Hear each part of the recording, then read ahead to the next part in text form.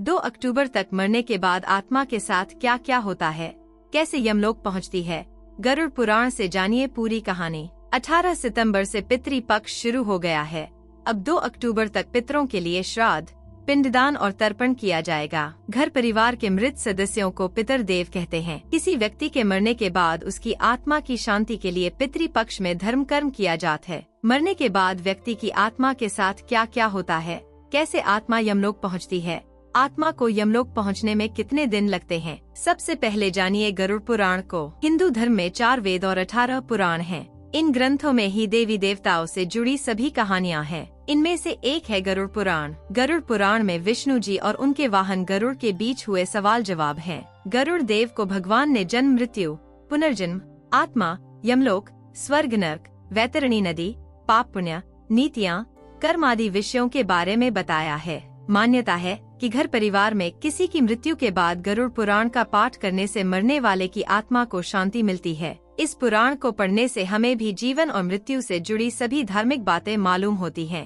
अब जानिए गरुड़ पुराण के अनुसार मरने के बाद आत्मा कैसे यमलोक पहुंचती है। मरने के 3 दिन बाद दोबारा धरती पर आती है आत्मा। इंसान के मरते ही यमदूत आत्मा को यमलोक ले जाते हैं और यमराज आत्मा को 3 दिन तक पाप पुण्य के बारे में बताते हैं। यमलोक में 3 दिन रहने के बाद यमदूत आत्मा को दोबारा उसके घर छोड़ देते हैं। इंसान की आत्मा उसके घर पर 10 दिन रुकती है और देखती है कि परिवार के लोग किस तरह शोक मना रहे हैं। मृत्यु के 13वें दिन घर के लोग जो पिंडदान, श्राद्ध, तर्पण करते हैं, उससे आत्मा तृप्त होती है। इन पिंडदान, श्राद्ध और तर्पण से आत्मा को यमलोक यात्रा करने की ताकत मिलती है। 13 दिन बाद शुरू होती है आत्मा की यमलोक यात्रा। मरने के 13 दिन बाद आत्मा को अंगूठे के बराबर सूक्ष्म शरीर मिलता है। इस सूक्ष्म शरीर वाली आत्मा को जीव कहा जाता है। ये सूक्ष्म शरीर इसलिए मिलता है ताकि मृत आत्मा अपने पापों की सजा भुगत सके। इस शरीर के साथ मृत आत्मा की यमलोक यात्रा शुरू हो जाती है। यमलोक के रास्ते में अंधेरा रहता है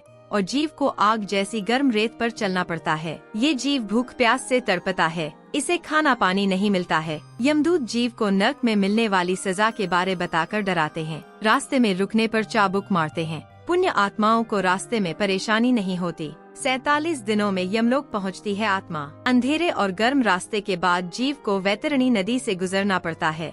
ये नदी गर्म पानी, खून, मवाद और मांस से भरी होती है। जिस इंसान ने जितने पाप किए उसे नदी पार करने में उतनी ज्यादा परेशानी होती है। रास्ता और नदी पार कर ये जीव 47 दिन में यमलोक पहुंच जाता है। बुरे कर्म करने वाले जीव को वहां से नरक ले जाते हैं। अच्छे कर्म करने वालों को पितरलोक भेज दिया जाता है। पितृ बनने पर खत्म हो जाता है सूक्ष्म शरीर। पितृलोक चंद्रमा के उस हिस्से पर होता है जो दिखाई नहीं देता। पितृपक्ष पर होने वाले पहले श्राद्ध से जीव पितृ बनता है। पितृ बनने के बाद सूक्ष्म शरीर खत्म हो जाता है। पितृपक्ष पर ये पितर हवा के रूप में धरती पर आते हैं। इन दिनों होने वाले श्राद्ध से पितरों को शक्ति मिलती है। पितृपक्ष खत्म होने पर ये पितर अपने लोक चले जाते हैं। इसके बाद जानते हैं कैसे मिलता है आत्मा को नया जन्म। हिंदू धर्म में पुनर्जन्म की मान्यता है। श्री कृष्ण ने श्रीमद् भगवद गीता में आत्मा को अमर बताया है। आत्मा शरीर बदलती रहती है। शास्त्रों में कुल 84 लाख योनियां बताई गई हैं। यानी संसार में इतने प्रकार के प्राणी हैं। अपने कर्मों के हिसाब से आत्मा को 84 लाख योनियों में से होकर गुजरना पड़ता है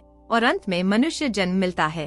प्राणी के जैसे कर्म होते हैं, मरने के बाद उसे वैसी ही नई योनि मिलती है। नेक काम करने वाले लोगों की आत्मा को जल्दी ही नया जन्म मिल जाता है।